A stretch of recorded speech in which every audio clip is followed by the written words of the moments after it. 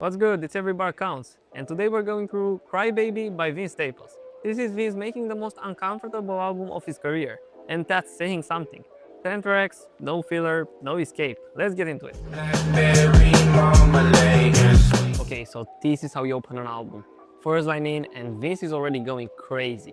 Empire is built on blood-stained ground, which is how America was built on violence, and everything after it is just a continuation.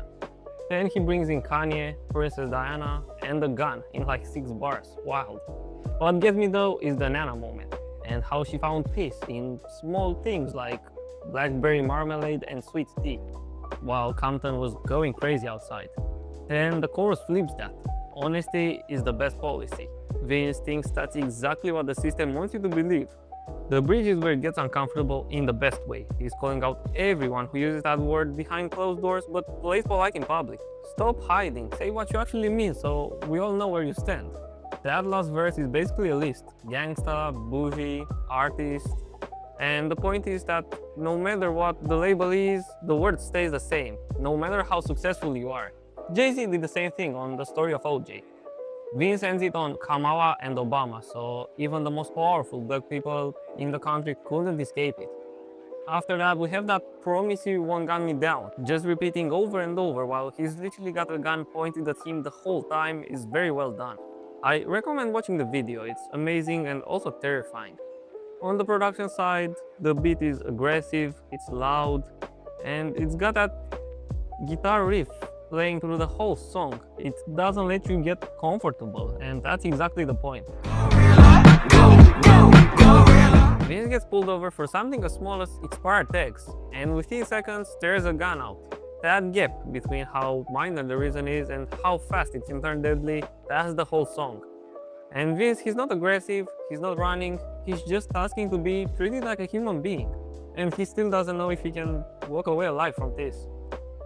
Then he talks about how every black man was someone's son, someone raised him, and now they're gone. And he admits that every time he sees a cop nearby, his heart is dropping out, literally. About the hook, that gorilla chant is dehumanization at its finest.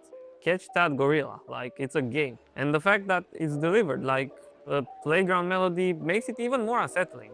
Then he connects it to history. Redlining, gentrification, breadlines, prison sentences for minor crimes while actual systemic violence goes unpunished. And then the most personal moment. Vince was chokeslammed by a cop at 12 years old. Never even told his mom that. And then you find out his mom was the one that actually warned him about police in first place. That cycle running through the family is what stays with you. Sometimes love can turn to war. This one is about exhaustion. Vince has been fighting against the system, against the industry, against everything. And by the end of the song, he's waving the white flag, but not because he lost, just because he's drained. And I want to start by saying that I love Vince on that refrain. It's very melodic and tired at the same time, and that says the song perfectly. And that humming underneath is so good, man.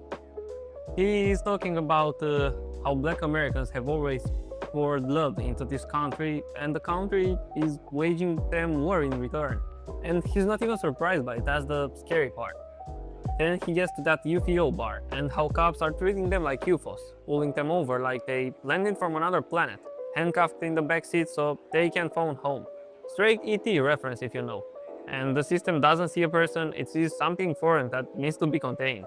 The bridge goes to people who pretend they care. So, you know, hip-hop brought white audiences as closer as possible to black culture, but it still wasn't enough. Loving the music is not the same as actually caring for black lives. Then the second half shifts and we have the music industry talking to black artists like they are a toxic boyfriend. I can make your dreams come true, just don't cause trouble. The whole relationship is a trap from the start. Production is sparse and airy, which makes every word land heavier and harder. I can't catch my breath. The Running Man is a 1987 movie about a rigged game you can't win, and Vince is saying that's exactly how black life feels in America. And the wild detail is that the movie was set in 2017 and the original book in 2025. Both years, a certain someone was in the office. He doesn't even need to say it. And then he flips a line at the end of the tunnel. That should mean hope is coming, but here that's a gun that fires at you. So what should mean someone is coming, hope is coming. At the distance, that's actually a gun pointed at you shooting. That's brutal. Then he goes on how God feels absent for him. And from there, it just gets more personal. Tired of chasing, tired of running, keeps stumbling back into the same dark places no matter how hard he tries to get out. And then the bridge in which he sings again, it gets really raw. No therapy, barely prays, doesn't pick up his phone. Music is a nightmare, I feel like Dana Dane. Dana used to rap about fictional horror stories for entertainment. For Vince, it's just his actual life. That line hits different. Production is relentless. That bass, the drums that feel like they're chasing you, it never lets you breathe. Fits perfectly with what he's saying. This is being sharp in this one. Television is the thing that stops revolutions from happening. You're too distracted watching TV to do anything about what's going on. That chorus is catchy. That intentional stuttering on television is very good. You're literally getting pulled in by the very thing he's critiquing without even noticing. Then he's asking the viewer directly, what are you actually watching? Where are you getting your information from? Are you even checking? However, the first two verses don't really do it for me musically. I feel like he's a little offbeat and the bars are also not impressive. That last verse though, that's where he wakes up. He's going through old Hollywood. We have the Dandy Crow from Dumbo, The Wizard of Oz, Richard Pryor, decades of movies that were racist while pretending to be just entertainment. And that Uncle Sam bar is the most direct call to resistance on the whole song. Jumping off the roof, I'm feeling bulletproof. Assassinated. This is the one for me. Slick Rick on the hook, and it turns the whole song into a dark fairy tale. The Big Bad Wolf is about government, and it doesn't matter what the black community is built, because it's always going to get knocked down. To start, Vince goes at Christianity as a colonial tool, and the idea of white Jesus wasn't about faith, it was just about control for him. After that, he connects himself to NWA and how they got investigated by the FBI for telling the truth about police. Vince is doing the same thing now, no changes. And then we get to the best bar, in my opinion, from the song, the Zimmerman and Columbus connection. Columbus is 1492, the very beginning of colonial violence in America. Zimmerman is 2012, a man who killed a black teenager and walked free. Vince is saying the same system is behind both. Over 500 years and nothing's changed. And the outro is the coldest thing. Vince fighting lasts about 4 bars before he's arrested, read his rights, and handed 25 to life. That's the whole message right there. The production, that guitar is very hard, and combined with that Slick Rick sample makes literally rap and rock colliding in the best way possible. It goes fireworks on Friday. Here Vince takes that patriotic phrase, God bless the USA, and completely flips it on its head. The chorus is dripping in sarcasm. You can lie, you can steal, house on a hill, only in the USA. Those are the values the country rewards, not the ones they're preaching about. And then we have the most personal moment of the song, with him at 9 years old losing his mind. And the only thing that saved him wasn't the system or the religion, it was music, instrumentals, that's it. Then he dismantles every American symbol one by one. Fireworks are now gunshots, the 4th of July becomes the police lights. And it ends on stole me and brought me to the USA. Thank you, I guess. That flat. And that flatness makes the song hit harder. Gotta pray on the day that you understand that I'm just. This one hits because of the context. So Vince has publicly said that he doesn't believe in God, doesn't believe in any of that. So when the song starts with a baby crying and a woman saying, "You are the devil," it immediately sets an uncomfortable tone. That baby crying is a callback to Trump, who's the album cover. So he's not being subtle about who the devil is for him. After that, he gets personal really fast. In 28, being 15 years old, deep in the creeps, carrying a gun in Long Beach. Dancing with the devil isn't just a metaphor, that was literally his life. And he's reflecting on how that lifestyle, as thrilling as it felt at the time, started to consume him. The soul thing is about getting pulled in on black violence that the system set up. You're doing their work without even realizing. After that, we have that hook. And the way I see it is hell, hell, hell, and after that, help me. He's already in hell and begging to get out. And knowing he said he doesn't believe in any of that, that desperation lands harder. The production is big on this one. Those guitars are very dense and soulful at the same time. We have the baby crying on the background, raw but emotional. The need to turn up the volume, break the speed and it show him. Music feels like Cotton, pick me up when I feel like falling down. Sounds good until you break it down. So Cotton is what Slaves picked. And when Vince says pick me up, he also says harvest me. What a double entendre. And the double meaning runs to the whole song.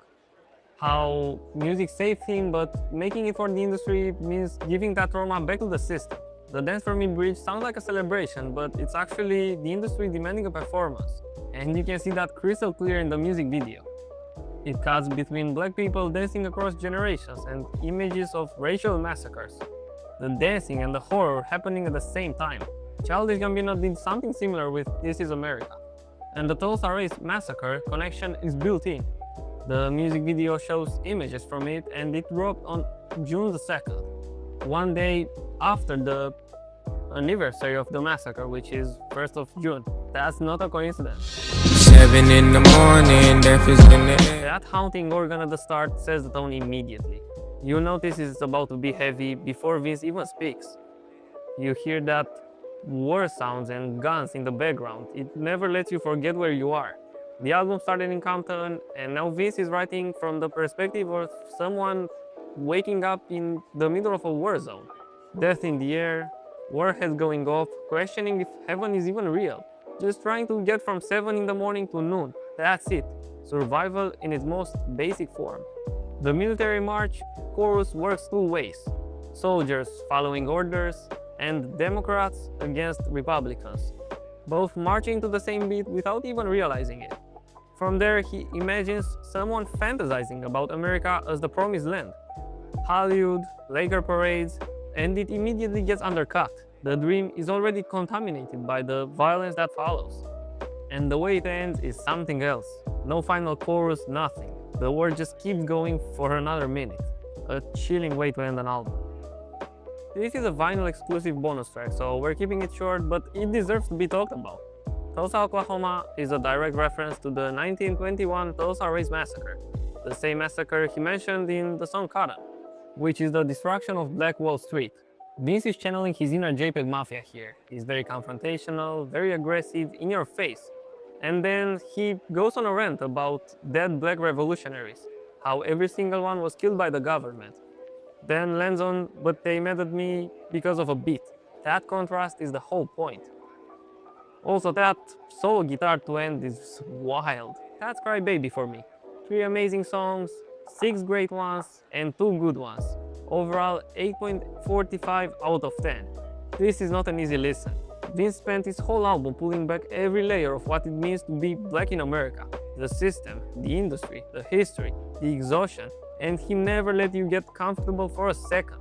One of the most focused, most intentional albums of the year for me. If you enjoyed this video, make sure to give it a like. This was Every Bar Counts, and I'll see you all on the next one. Peace.